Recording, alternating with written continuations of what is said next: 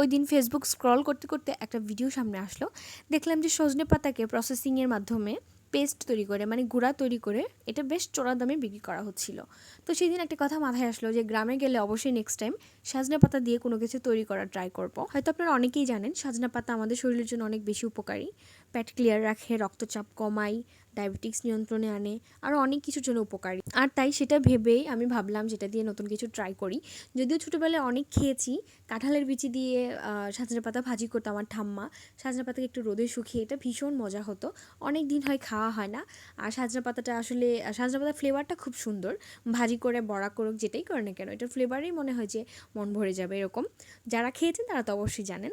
তো সেই জন্য মিস করছিলাম, তাই একটা নতুন কিছু তৈরি করলাম। তো যে কথা সেই কাজ, বাড়িতে গিয়ে পরের দিনই বের হয়ে গেলাম সবাইকে নিয়ে। যেহেতু বের হচ্ছি প্রথম দিন বাড়িতে গিয়ে, তাই সবাইকে নিয়েই বের হয়েছিলাম।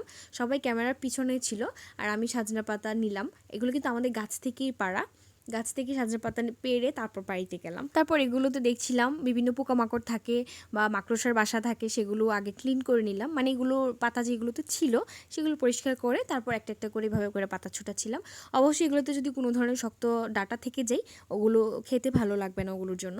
তাই খুব সুন্দর করে একটা একটা পাতা ছাড়িয়ে নিয়েছি। আর সজনে পাতা দিয়ে কোনো কিছু তৈরি করার সবথেকে বড় কষ্টই হচ্ছে পাতাগুলো পরিষ্কার করা, মানে পাতাগুলো এইভাবে ছাড়িয়ে নেওয়া।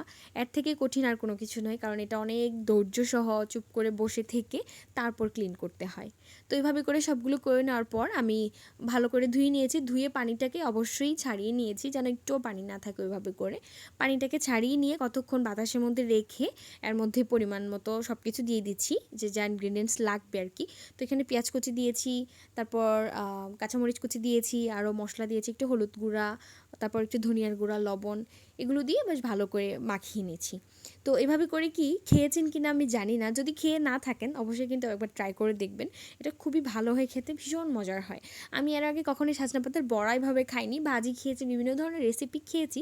তো এটা আমার কাছে ফার্স্ট টাইম ছিল, আর নিজের হাতে তৈরি করা যেহেতু, তাই ভিতর থেকে একটু খুশি খুশিও লাগছিল। আর সবাই খেয়ে ট্রাস্ট মি এত বেশি প্রশংসা করেছে, বিশেষ করে আমার মা। তবে খেতেও কিন্তু ভালো হয়েছিল, খুবই ক্রিস্পি হয়েছিল। যদিও মা বলেছিল যে এই পাতাগুলোকে দা দিয়ে আর একটু কুচি কুচি করে কেটে নিতে।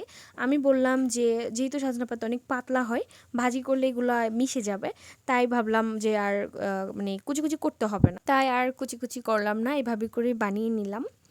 যেহেতু আমি ভিডিওটা দেখেছিলাম, ভাবলাম সজনে পাতা যদি এত উপকারে হয়, প্রত্যেকদিন খালি পেটে খেলে যদি এত প্রবলেম দূর হয়, তাহলে সজনে পাতা দিয়ে প্রতিদিন কিছু খাওয়া যেতেই পারে বিভিন্ন রেসিপি করে, যেগুলো আমার ঠাম্মার আগে ছোটোবেলায় করেই খাওয়াতো। তবে ওখানে যতদিন ছিলাম মানে বাড়িতে 2-3 দিন প্রায় খেয়েছি সজনে পাতা, আমার তো খুব ভালো লেগেছে। আর আপনারা ট্রাই করে দেখতে পারেন, আশা করছি ভালোই লাগবে।